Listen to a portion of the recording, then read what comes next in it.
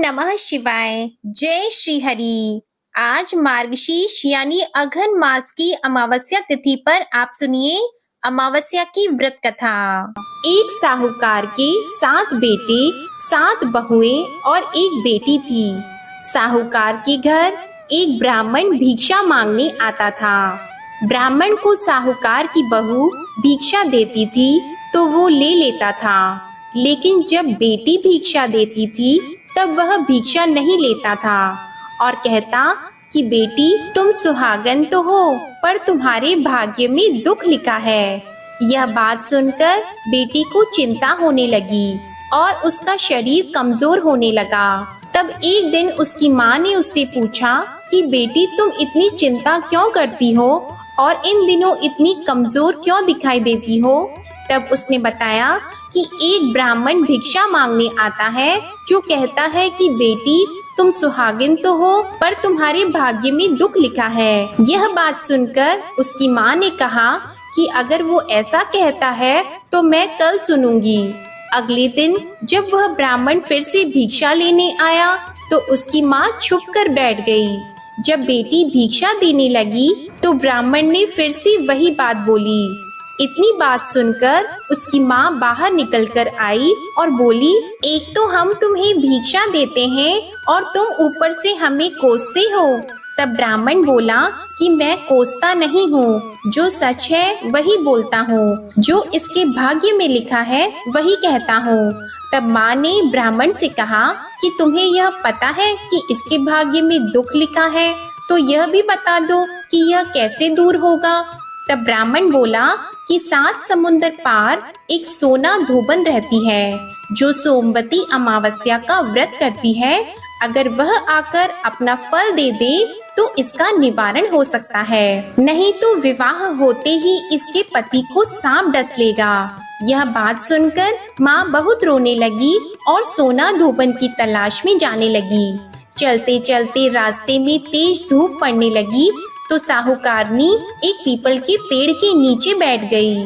उस पीपल के पेड़ में एक गरुड़ पक्षी का घोंसला था जिसमें गरुड़ का छोटा बच्चा रहता था। साहूकारनी को घोंसले के पास एक सांप जाता हुआ दिखाई दिया तो उसने उस गरुड़ के बच्चे को बचाने के लिए उस सांप को मारकर ढाल के नीचे रख दिया। जब गरुड़ और पंखनी आए तो घोंसले के पास खून देखकर क्रोधित हो उठे और साहूकारनी को चोंच मारने लगे। तब साहूकारनी बोली कि मैंने तो तुम्हारे बच्चे की जान बचाई है। यह सांप तुम्हारे बच्चे को डसने वाला था तो मैंने इसे मार कर गिरा दिया। गरुड़ ने सांप की ओर देखकर कहा कि तुमने हमारे बच्चे की जान बचाई है, अब तुम्हें जो मांगना है मांगो। तब साहूकारनी बोली कि मुझे 7 समुंदर पार सोना धोबन के घर छोड़कर आओ। गरुड़ ने साहूकारनी को अपनी पीठ पर बैठाकर 7 समुंदर पार सोना धोबन के घर छोड़ आया। वहां जाकर साहूकारनी ने सोचा कि सोना धोबन को कैसे राजी किया जाए। सोना धोबन के 7 बेटे और 7 बहुएं थी। उसकी 7 बहुएं काम को लेकर रोज लड़ाई करती थी और काम भी नहीं करती थी। रात को जब सब सो जाते थे तो साहूकारनी सोना धोबन के घर जाती है और घर का सारा काम करती है। गायों को नहलाती है, घर की साफ सफाई करती है, रसोई का सारा काम संभालती है, चौका बर्तन करती है, आटा पीसती है, कपड़े धोती है, पानी भरती है और दिन होने से पहले चली जाती है। बहुएं सोचती थी कि यह सारा काम कौन कर रहा है, लेकिन कभी एक दूसरे से पूछती नहीं थी कि यह सारा काम कौन कर रहा है। एक दिन धोबन ने कहा कि तुम आजकल लड़ती भी नहीं हो, काम भी ठीक कर रही हो। तो बहुओं ने कहा कि सासू जी, काम तो हमें ही करना पड़ता है, चाहे हम लड़कर करें या राजी से करें, इसलिए लड़ाई करने का क्या फायदा होगा। सोना धोबन ने सोचा कि आज देखा जाए कि कौन सी बहू काम करती है और वह रात को सोई भी नहीं। उसने देखा कि रात को एक स्त्री आई और सारा काम करके जाने लगी। तो सोना धोबन ने बोला कि तुम कौन हो और तुम्हें ऐसी क्या जरूरत है जो तुम इतना काम कर रही हो। साहूकारनी ने कहा कि जरूरत है तभी तो इतना सारा काम कर रही हूँ। सोना धोबन ने पूछा कि तुम्हें क्या चाहिए? साहूकारनी बोली, पहले मुझे वचन दो, तभी मैं बताऊंगी। सोना धोबन ने वचन दे दिया और कहा कि अब आप बताइए। साहूकारनी बोली कि मेरी बेटी के भाग्य में दुख लिखा हुआ है, इसलिए आप चलकर उसका सुहाग दे दो और अपना सोमवती अमावस्या का फल दे दो। सोना धोबन अपने बेटे बहू से बोली कि मैं तो साहूकारनी के साथ जा रही हूँ, यदि पीछे से तुम्हारे पिताजी खत्म हो जाए तो तेल घी के कूप में डालकर छोड़ देना। फिर दोनों जने साहूकारनी के घर चली जाती है। साहूकार की बेटी का ब्याह होने लगा तो दूल्हा फेरों में बैठ गया। सोना धोबन दूल्हे के घुटने के पास कच्चा करवा रखकर उसमें दूध डालकर और तात का तार लेकर बैठ गई। थोड़ी देर बाद सांप दूल्हे को डसने के लिए आया। सोना धोबन ने करवा आगे रखा और तार से बांध दिया, लेकिन दूल्हा डर के मारे मर गया। और तब सोना धोबन ने टीके में से रोली निकाली, मांग में सिंदूर निकाला, आंख में से काजल निकाला और मेहंदी निकालकर छोटी अंगुली से छींटे मारे और बोली कि आज दिन तक मैंने जितनी सोमवती अमावस्या करी है उनका फल तो साहूकार की बेटी को लग जाए, और आगे जो मैं सोमवती अमावस्या का व्रत करूं उसका फल मेरे परिवार को लगे। इतना कहते ही दूल्हा जीवित हो गया और सब सोमवती अमावस्या की जय जय बोलने लगे। सोना धोबन वापस जाने लगी, तब साहूकारनी ने कहा कि तुमने मेरे जवाई को नया जीवन दिया है, इसलिए तुम कुछ भी मांग लो।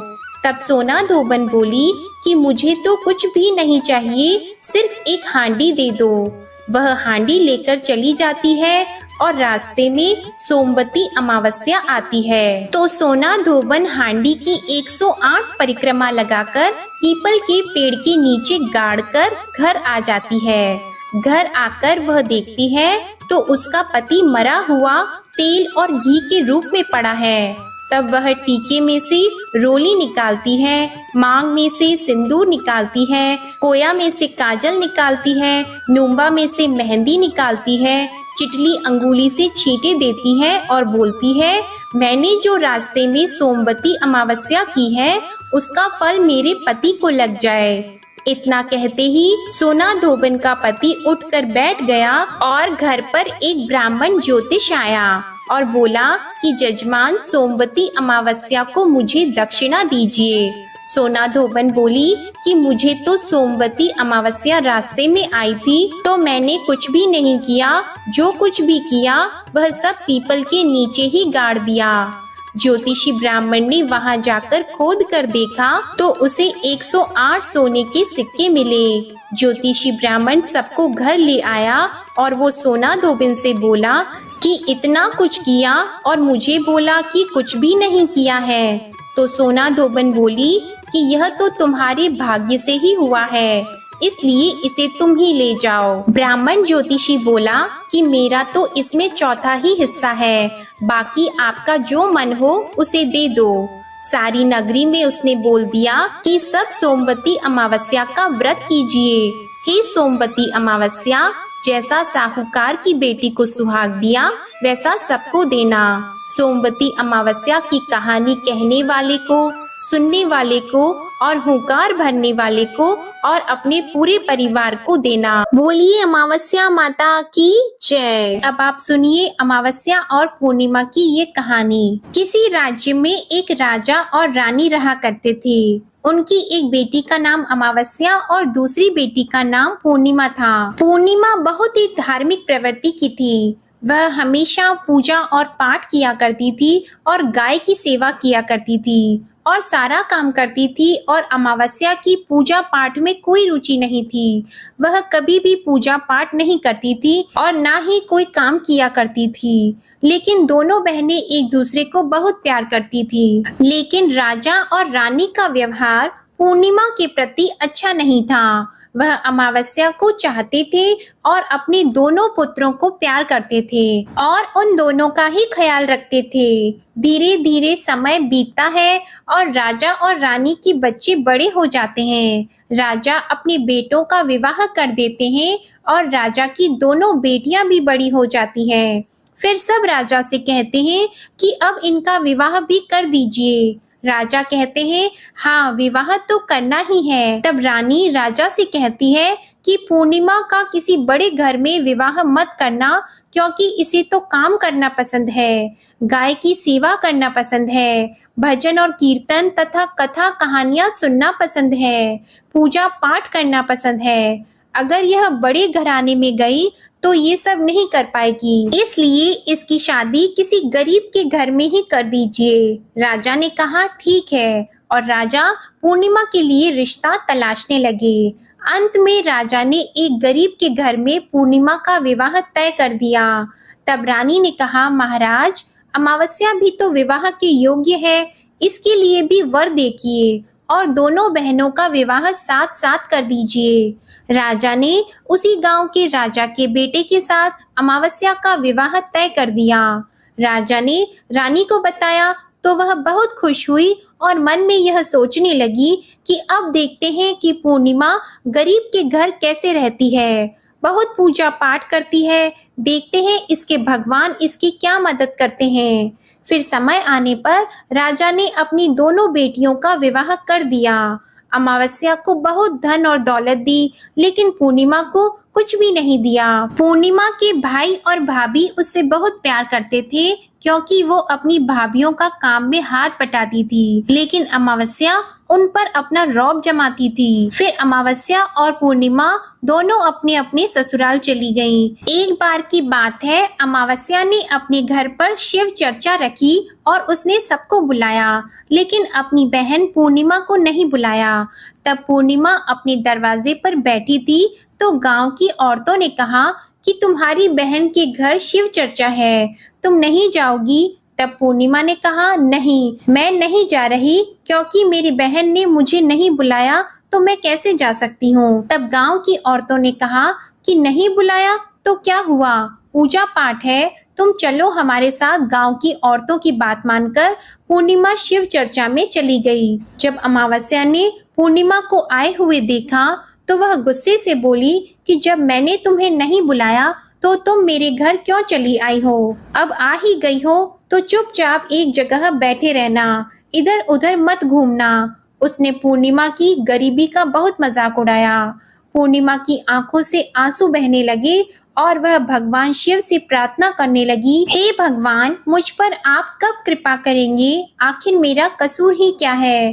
क्या पूजा पाठ करना, गाय की सेवा करना, काम करना गलत है? भगवान अब मुझ पर रहम कीजिए। इस तरह वह भगवान से विनती करती रही। शिव चर्चा पूरी हो गई और अमावस्या ने सबको प्रसाद दिया, लेकिन पूर्णिमा को प्रसाद नहीं दिया।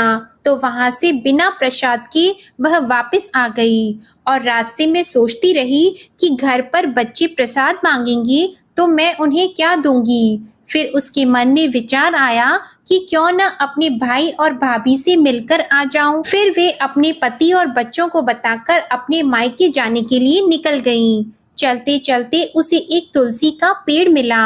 वहां एक चबूतरा बना हुआ था जिस पर एक बूढ़ी माई बैठी थी। उन बूढ़ी माई ने पूर्णिमा से पूछा, बेटी तुम कौन हो और कहाँ जा रही हो? तब पूर्णिमा ने बूढ़ी माँ को अपना परिचय दिया। फिर बूढ़ी माँ ने कहा, बेटी देखो, मेरा तुलसी का पौधा सूखा जा रहा है, इसमें थोड़ा जल डाल दो और चबूतरे की भी धुलाई कर दो तो थोड़ी ठंडक मिल जाएगी। ऐसा कहने पर पूर्णिमा ने चबूतरे को धोया और तुलसी जी की पूजा की, उसमें जल डाला और बूढ़ी माँ को भी स्नान कराया, उनके चरण दबाए। फिर पूर्णिमा ने कहा, माँ जी और भी कोई काम है क्या? तो बूढ़ी माँ ने कहा, नहीं बेटी, और उसे खूब आशीर्वाद दिया और कहा, जाओ तुम अपने मायके, लेकिन लौटते समय मुझसे मिलके जाना। तो उसने कहा, ठीक है माँ जी, और वह आगे बढ़ गई। चलते चलते रास्ते में उसे एक शिव मंदिर मिला। वहां भी एक चबूतरा था, उस पर एक बूढ़े बाबा बैठे थे। वो कोई और नहीं, स्वयं भगवान शिव थे। लेकिन पूर्णिमा ने उन्हें पहचाना नहीं। बूढ़े पापा ने कहा कि तुम कौन हो बेटी? तब पूर्णिमा बोली, क्या बात है बाबा? तब उन बाबा ने कहा, बेटी क्या तुम इस मंदिर की साफ सफाई कर दोगी? बहुत गंदा हो गया है और चबूतरा भी धोना है, और मेरे नहाने के लिए 2 बाल्टी पानी भी भर देना, तो तुम्हारा बहुत एहसान होगा। पूर्णिमा ने खुशी खुशी सब काम कर दिया और भगवान शिव की पूजा भी की। थोड़ा और आगे चली तो उसे काली माँ का मंदिर मिला। काली माँ भी एक बूढ़ी माँ के रूप में वहां बैठी थी और पूर्णिमा से कहा, बेटी तुम कौन हो? तब पूर्णिमा ने अपना नाम बताया और कहा, क्या बात है माँ जी? तब बूढ़ी माँ ने कहा, बेटी यहाँ सब लोग पूजा पाठ करके चले जाते हैं, कोई मंदिर साफ नहीं करता। देखो मंदिर कितना गंदा हो गया है, जरा इसकी साफ सफाई कर दो। पूर्णिमा ने मंदिर की साफ सफाई की, माँ का श्रृंगार किया, पूजा की। उसके बाद बूढ़ी माँ को स्नान कराया और हाथ पैर दबाए। फिर वह आगे बढ़ी तो एक उसे नदी मिली। वहां भी एक बूढ़ी माँ बैठी थी। वो कोई और नहीं, गंगा मैया थी। उन्होंने कहा, बेटी कौन हो तुम? तब पूर्णिमा ने उन्हें अपना नाम बताया और बूढ़ी माँ ने कहा, बेटी यहाँ सब स्नान तो करते हैं लेकिन कोई साफ सफाई नहीं करता, तुम यहाँ की साफ सफाई कर दो। उसने वहाँ भी सफाई कर दी। फिर वह बूढ़ी माई भी उसे आशीर्वाद देती है। इसके बाद पूर्णिमा नाव में बैठकर नदी के उस पार जाती है। नाव में फूल बिछे होते हैं और वह फूल की नाव में बैठकर अपने मायके पहुंच जाती है। भाई और भाभी को देखकर वह बहुत खुश होती है और उसकी खूब खातिर होती है। फिर सब खूब बातें करते हैं। सुबह होने पर जब ननद जाने को तैयार होती है तो भाभी उसे एक लाल साड़ी देती है और कहती है, ननद जी इस साड़ी को पहन लो और हाँ जल्दी जल्दी आया करो, बहुत दिनों के बाद आती हो। तब ननद ने कहा, ठीक है भाभी, आप जब भी मुझे बुलाओगी तो मैं आ जाऊंगी। फिर पूर्णिमा ने लाल साड़ी पहन ली और 16 श्रृंगार कर लिया। भाभीियों ने थैला भरकर उसे सामान और धन गहने दिए। फिर वह घर से निकल जाती है। चलते चलते रास्ते में वही नदी मिली और नाव भी। नाव में बैठकर वह उस पार पहुंची तो वही बूढ़ी माँ ही मिली, जो और कोई नहीं गंगा माँ थी। उन्होंने कहा, आ गई बेटी अपने मायके से? तब पूर्णिमा ने कहा, हाँ माँ जी। तब बूढ़ी माँ ने एक थैला दिया और कहा, इसे ले जाओ। मैं कहाँ रखूंगी, यह बहुत भारी है और इसे रास्ते में खोलना मत, घर जाकर ही इसे खोलना। तब पूर्णिमा ने कहा, ठीक है माँ जी, और वह वहां से जल्दी ही आगे चली तो काली माँ का मंदिर मिला। वहां भी बूढ़ी माँ बैठी थी। उन्होंने भी उसको एक थैला दिया। अब उसके पास 3 थैले हो गए। फिर कुछ और आगे बढ़ी तो उसे मंदिर मिला। वहां भगवान बूढ़े बाबा के रूप में बैठे थे। उन्होंने भी उसे एक थैला दिया। वो लेकर पूर्णिमा आगे बढ़ी तो तुलसी माँ मिली। उन्होंने भी उसे एक थैला दे दिया। अब पूर्णिमा अपने घर पहुंच गई और वह 5 थैले खोलने लगी। सबसे पहले उसने अपने मायके का थैला खोला। उसमें खाने पीने की चीजें थी, कपड़े और गहने थे। उसने खाने की चीजें और कपड़े अपने बच्चों को दिए तो बच्चे उन कपड़ों को पहनकर बहुत खुश हुए। दूसरा थैला जो गंगा माँ ने दिया था उसे खोला तो उसमें सोना चांदी भरा था। तीसरा थैला जो काली माँ ने दिया था उसमें 16 श्रृंगार भरा था। चौथा थैला जो भगवान शिव का था उसमें सब खुशियां थी, धन संपत्ति सब कुछ था। 5वां थैला तुलसी माँ का जब उसने खोला तो उसमें चावल गेहूं सब भरा हुआ था। अब पूर्णिमा के घर किसी प्रकार की कोई कमी नहीं थी। धन संपत्ति, अन्न धन भंडार, उससे उसका घर पूरा भर गया। पूर्णिमा खुशी खुशी रहने लगी। एक दिन पूर्णिमा ने सोचा, क्यों न मैं भी शिव चर्चा करवाऊं। फिर पूर्णिमा ने शिव चर्चा रखी तो उसने सबको बुलाया। वह अपनी बहन के घर भी बुलावा देने के लिए गई। जब अमावस्या अपनी बहन के घर चर्चा में आई तो वह धन और दौलत देखकर आश्चर्यचकित में रह गई। फिर अमावस्या ने पूछा कि तुम्हारे घर में इतना धन दौलत कैसे हो गया। तब पूर्णिमा ने कहा, देखो बहन, तुमने चर्चा रखी और मुझे नहीं बुलाया, फिर भी मैं बिना बुलाए तुम्हारे घर गई और तुमने मुझे प्रसाद भी नहीं दिया। फिर तुम्हारे घर से आने के बाद मैं मायके चली गई। फिर सब बात उसने अमावस्या को बता दी। अमावस्या ने कहा कि मैं भी जाऊंगी मायके, तुम भी मुझे डांटो और मुझे प्रसाद मत दो। लेकिन पूर्णिमा ने कहा कि भगवान का प्रसाद है, यह तो मैं सबको दूंगी। लेकिन अमावस्या ने प्रसाद नहीं लिया और अपने घर जाकर बच्चों से कहकर अपने मायके के लिए चल दी। चलते चलते उसे तुलसी माँ मिली। उन्होंने कहा, बेटी ये चबूतरा धो दो और तुलसी में पानी डाल दो। तो अमावस्या कहती है, बुढ़िया मैंने इतनी महंगी साड़ी पहन रखी है, ये गंदी हो जाएगी, मैं कुछ नहीं करूंगी। आगे चलकर उसे भगवान शिवजी मिले तो उनसे भी उसने ऐसा ही कह दिया। उससे आगे उसे काली माँ मिली तो उनसे भी उसने वही कहा। फिर गंगा मैया मिली तो उनसे भी अमावस्या ने यही कहा। फिर नाव में बैठी तो नाव में उसे कांटे मिले जो उसके पैर में चुभ गए। फिर वह अपने मायके पहुंच गई। तब उनकी भाभीियों ने उसे देखा और कहा कि यह कहाँ से आ गई? अरे पूर्णिमा के पास तो कुछ नहीं था, इसलिए उसे सब कुछ दिया, लेकिन ये यहाँ क्यों आई है? कोई बात नहीं, अब आ ही गई है तो बैठो। ये तो कुछ काम करवाएगी नहीं, बेचारी पूर्णिमा तो सारा काम करवाती है। अमावस्या खाना खाकर सो गई। सुबह हुई तो अमावस्या ने कहा, भाभी हम जा रहे हैं। तो भाभी ने कहा ठीक है। तब अमावस्या ने कहा, भाभी पूर्णिमा को तो आपने थैला दिया, मुझे कुछ नहीं दिया। तो भाभी ने कहा, जाओ तुम्हारे घर थैला पहुंच जाएगा। फिर अमावस्या चली तो गंगा मैया मिली। गंगा मैया ने कहा कि आ गई बेटी। तो उसने कहा, आपने पूर्णिमा को थैला दिया, मुझे कुछ नहीं दिया। तो गंगा मैया ने कहा, ठीक है जाओ बेटी, हम घर भिजवा देंगे। ऐसे ही काली माँ और भगवान शिव और तुलसी माता ने भी कह दिया। जब वह घर पहुंची तो उसके आंगन में 5 थैले रखे थे। तब अमावस्या उन 5 थैलों को खोलती है तो किसी में मिट्टी, किसी में पत्थर, किसी में सांप और बिच्छू थे। उसने अपना माथा पीट लिया और कहा, हे भगवान, हमें मायके में भी कुछ नहीं मिला और इधर भी कुछ नहीं मिला। फिर अमावस्या दौड़कर पूर्णिमा के पास जाती है और कहती है कि तुझे इतना सब कुछ मिला और मुझे कुछ भी नहीं मिला। तब पूर्णिमा ने कहा, मैं मायके जाती हूँ तो भाभीियों के साथ काम करवाती हूँ और तुमने तो भाभी की कभी मदद नहीं की, तो भाभी तुमको क्या देती? गंगा माँ को तुमने ठुकरा दिया, शिवजी और काली माँ और तुलसी माँ सबको तुमने ठुकरा दिया, इसलिए भगवान ने तुम्हें कुछ भी नहीं दिया। तब अमावस्या कहती है, बहन मुझे माफ कर दो, मैंने सदा तुम पर अत्याचार किया है, लेकिन इसमें मेरा कोई कसूर नहीं था। मुझे भी बताओ, अभी मुझे नहीं मिला लेकिन मैं भक्ति से कर लूंगी। तो पूर्णिमा ने कहा कि बहन देखो, 3 सूत्र का ज्ञान ले लो। पहले सूत्र में दया मांगना, दूसरे सूत्र में चर्चा करना और तीसरे सूत्र में 108 बार ओम नमः शिवाय का जाप करना।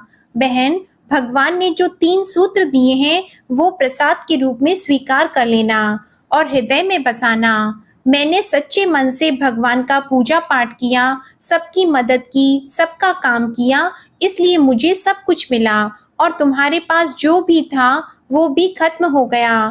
तब अमावस्या अपने घर गई और वह पूजा पाठ करने लगी और भगवान शिव से माफी मांगने लगी। सभी प्रेम से बोलिए भगवान शिव की जय। अब आप सुनिए भगवान शिव की आरती। ओम जय शिव ओमकारा, प्रभु हर शिव ओमकारा। ब्रह्मा विष्णु सदा शिव, ब्रह्मा विष्णु सदा शिव, अर्धांगी धारा। ओम जय शिव ओमकारा। एकानन चतुरानन पंचानन राजे, स्वामी पंचानन राजे। हंसासन गरुड़ासन, हंसासन गरुड़ासन, वृषवाहन साजे। ओम जय शिव ओमकारा। 2 भुज 4 चतुर्भुज, 10 भुज अति सोहे, स्वामी 10 भुज अति सोहे। त्रिगुण रूप निरखते, त्रिगुण रूप निरखते, त्रिभुवन जन मोहे। ओम जय शिव ओंकारा। अक्षमाला वनमाला मुंडमाला धारी, स्वामी मुंडमाला धारी। त्रिपुरारी कंसारी, त्रिपुरारी कंसारी, करमाला धारी। ओम जय शिव ओंकारा। श्वेतांबर पीतांबर बाघंबर अंगे, स्वामी बाघंबर अंगे। सनकादिक गरुणादिक, सनकादिक गरुणादिक, भूतादिक संगे। ओम जय शिव ओंकारा। कर की मध्य कमंडल चक्र त्रिशूलधारी, स्वामी चक्र त्रिशूलधारी। सुखकारी दुखहारी, सुखकारी दुखहारी, जगपालनकारी। ओम जय शिव ओंकारा। ब्रह्मा विष्णु सदाशिव जानत अविवेका, स्वामी जानत अविवेका। प्रणवाक्षर में शोभित, प्रणवाक्षर में शोभित, ये तीनों एका। ओम जय शिव ओंकारा। त्रिगुण स्वामी जी की आरती जो कोई नर गावे, स्वामी जो कोई नर गावे। कहत शिवानंद स्वामी, कहत शिवानंद स्वामी, मन वांछित फल पावे। ओम जय शिव ओंकारा। ओम जय शिव ओंकारा। बोलिए भगवान शिव शंकर की जय, माता पार्वती जी की जय। आप सभी को आज की कथा पसंद आए तो वीडियो को लाइक करिएगा, शेयर करिएगा, कमेंट में भोलेनाथ जी की जय लिखिएगा और चैनल को भी सब्सक्राइब करिएगा। इसी के साथ आप हमारे चैनल पर मार्गशीर्ष मास महात्म्य की कथाओं को भी जरूर सुनिएगा। ओम नमः शिवाय।